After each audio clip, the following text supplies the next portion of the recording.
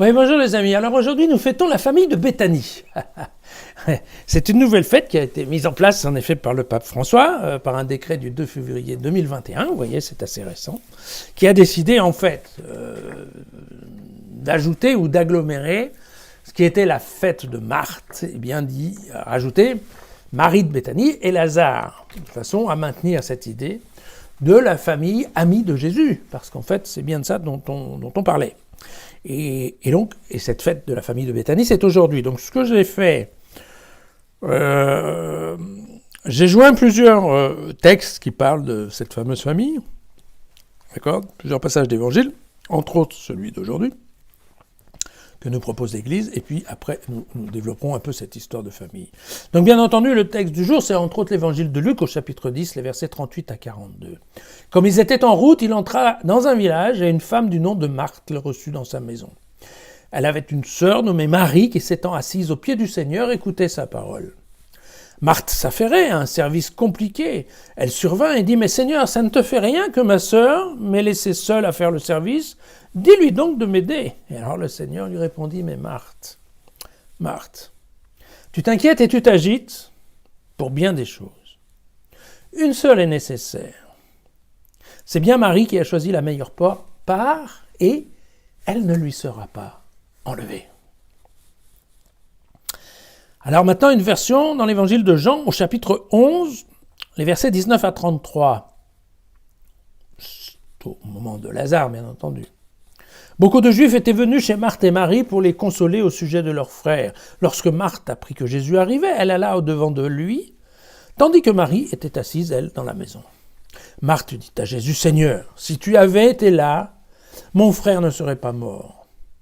Mais maintenant encore, je sais que tout ce que tu demanderas à Dieu, Dieu te le donnera. » Alors Jésus lui dit, « Ton frère ressuscitera. » Alors, je laisse un petit passage libre pour revenir à Marie, parce que là-dessus, elle partit appeler sa sœur Marie et lui dit tout bas, « Le maître est là, il t'appelle. » Alors, à ces mots, Marie se leva immédiatement et alla vers lui. Jésus, en effet, n'était pas encore entré dans le village, il se trouvait toujours à l'endroit où Marthe l'avait rencontré. Les Juifs étaient avec Marie dans la maison et ils cherchaient à la consoler. Ils la virent se lever soudain pour sortir, alors ils la suivirent. Ils se figuraient qu'elle se rendait au tombeau pour s'y lamenter.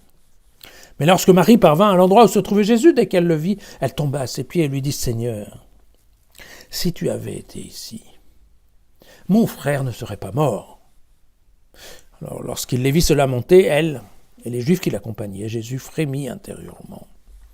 Et il se troubla. Et puis donc j'ai choisi un autre passage de ce jour de l'évangile de Jean, toujours au chapitre 11, mais un peu plus loin, 43-44. Et vous allez comprendre pourquoi. Ayant ainsi parlé, il s'écria d'une voix forte, « Lazare, sors !» Et celui qui avait été mort sortit, les pieds et les mains attachés par des bandes et le visage enveloppé d'un linge. Jésus dit aux gens, « Déliez-le et laissez-le s'en aller. » Voilà.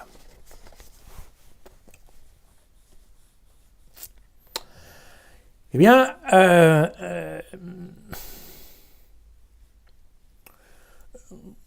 comme le dit lui-même le pape François dans son décret d'institution de la fête, on a ici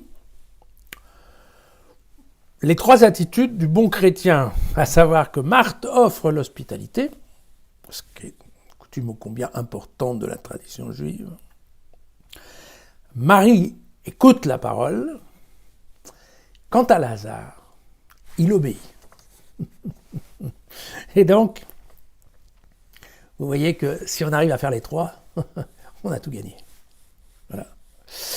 Évidemment, les chrétiens ont voulu assez longtemps faire une certaine opposition entre Marthe et Marie. Marthe qui s'affaire et Marie qui écoute. Et donc, bien entendu, ils ont mis d'un côté les frères et les sœurs apostoliques qui bougent, et puis les frères et les sœurs contemplatifs qui, eux, ne bougent pas. Voilà.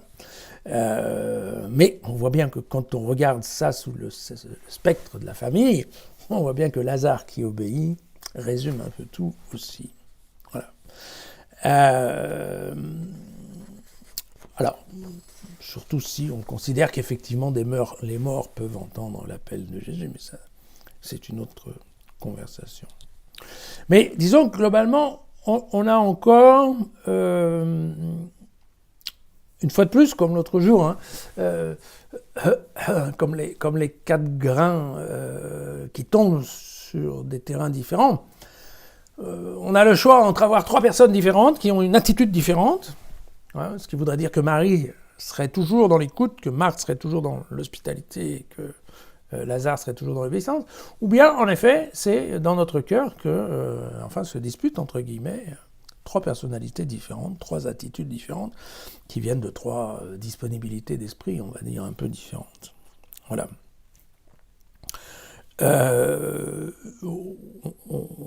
C'est toujours assez... Donc il y a évidemment un peu de différence. Vous voyez que Jean, ici, chez Jean, on comprend que la famille de Béthanie fait partie des amis de Jésus. Vous voyez que chez Luc, c'est un peu différent, puisque Luc, c'est un peu par hasard. On a l'impression que Jésus passe par le village et qu'il s'arrête. Vous voyez que évidemment, il y a un peu de cette différence. À la fin, c'est vraiment l'évangile de Jean qui nous parle un peu fort, parce que Jean nous conte le fait que Jésus est avant tout un homme, enfin avant tout, je ne sais pas si on peut le dire comme ça, mais de toute façon, il nous met en face d'une situation que nous connaissons tous, qui est la mort d'un proche, en fait. Et donc, la situation de l'émotion et du désespoir que connaît tout humain quand l'un de ses proches décède. Et c'est vrai que dans cette situation, on comprend tout à fait que Marthe, tout comme Marie, puisqu'elles utilisent exactement les mêmes mots, à Jésus, si tu avais été là, obligatoirement identifier la cause, la raison, le fait que, voilà, il y a bien un responsable quand même. Et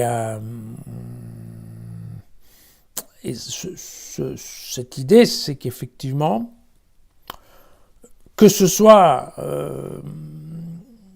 l'active Marthe ou la contemplative Marie, en fait, nous sommes tous logés à la même enseigne quand il s'agit justement de la tristesse de la mort d'un proche. Et donc vous voyez bien d'ailleurs que dans cet évangile de Jean, c'est assez intéressant de voir que Jésus lui aussi se met à pleurer. Pourquoi ? Parce qu'on est humain, tout simplement.